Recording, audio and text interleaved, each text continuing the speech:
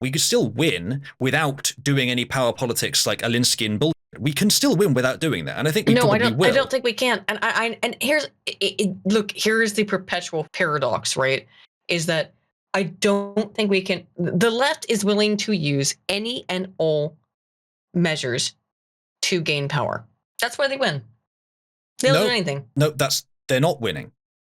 The only way that they have power. I said they're willing to. I said they're willing to. I know, but they're not winning. The only way they have power is by very long-term infiltration and extremely expensive propaganda. The alternative to that, and again, in a society from more than, say, about 100 years ago, maybe this wouldn't have been applicable, or much less applicable. But today it is a bit different, especially in the age of information. The entire world, or at least the entire Western world, demands more civilization than has ever been recognized before.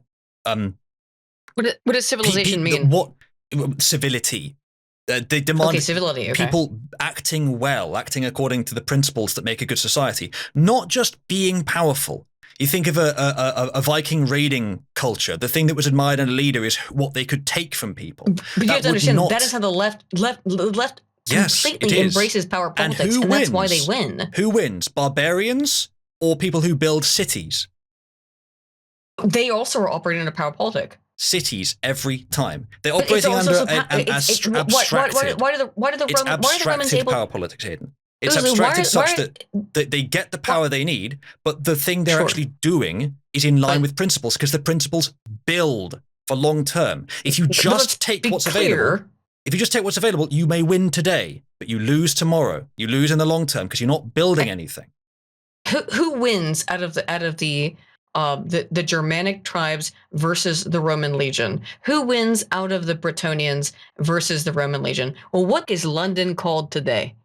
What is Londinium, or Londinium becomes London? My point is that the Romans won because they had superior power. Power is politic.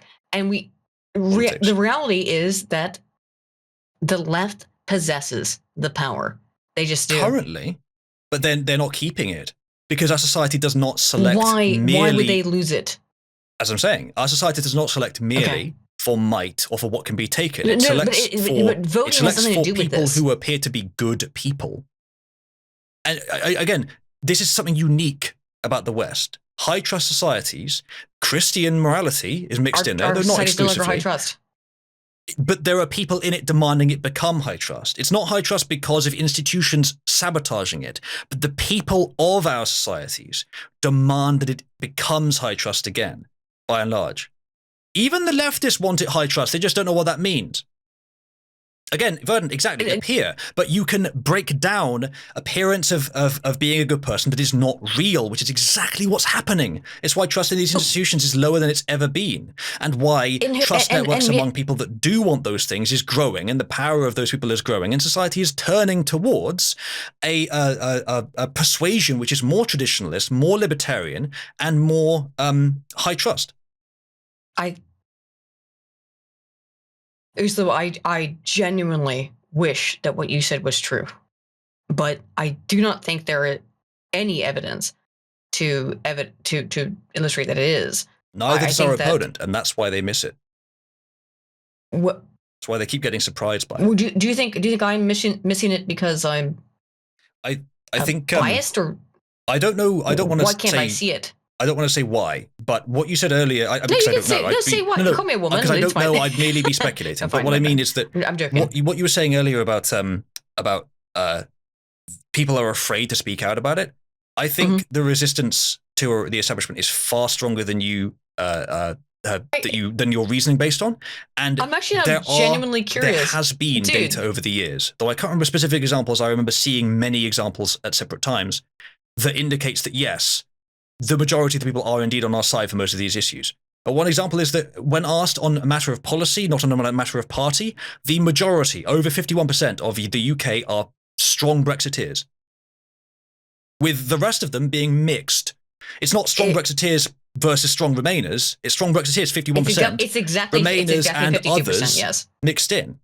And that's the UK. There's similar stuff in the US. If you ask in the US, if you ask on some matter of policy, that we favor, if you ask, should we have strong borders or open borders, you get like 75% of the US, even today, saying strong borders. May I ask you, though, why do you think you said you would not answer why you thought I had the positions that I did? Is that because do you think that it's other people who have influenced me? Is that it? I don't know. I don't want to speculate on your motives. I was asking for that reason. Okay. I don't know. I don't want to speculate on the reasons for your beliefs because I want to approach them on the basis of the quality of the beliefs themselves, which is what I'm trying to do. Sure. I think if we get into speculating on motives, which neither of us have done to each other as far as I know, I think that too often gets personal and that's gay, and I'm not doing that. Yeah, I don't think it's becoming a bit intellectual as long as mutual respect. First of all, I'm not mad at all. I was legitimately curious and why? Okay. The reason I won't say is because I don't know, and I would be wildly speculating, and it would be on something that could be unnecessarily offensive to someone I have mutual respect for. So that's why I wouldn't do it. I could speculate, but I don't think I will. Okay. I mean, here's the thing: you can't point to anyone around me who who my beliefs are going to be founded from or totally influenced by. I think that I came up with these completely by myself. The only person you could maybe point to is Wes, but he and I have quite a few areas of disagreement. No, I mean, there's certainly people you could point to at me that I have been influenced by, which is like Curtis Sharvin and Aaron Kunat-Leadon. You point to them yourself? Again, right, I do. And I tell you where I get my ideas from, because look, no political idea is new, ever. There is nothing new, really, But they can be newly generated, even if they're not original in terms of, then it's not the first time it's been generated. But people can independently generate these ideas. Oh, sure. You can come up with an idea that is novel for you. Most of my ideas. And that's fine, but most of the 99.9% of political ideas that exist have been thought of by somebody else in the past. And that is the value in reading political books, right? And political thought, of trying to see other people's perspective. It's a shortcut, so you don't have to think of it yourself. I know that you think of it that way. I don't agree. But this is a totally different. Now we've gone into a tangent. I don't think that's accurate. Us? I think that no, we would never do so. I don't think it's accurate. I think that it's fine to. I think that it helps you understand your own political beliefs by reading the thoughts of other people. That's my opinion on it, though.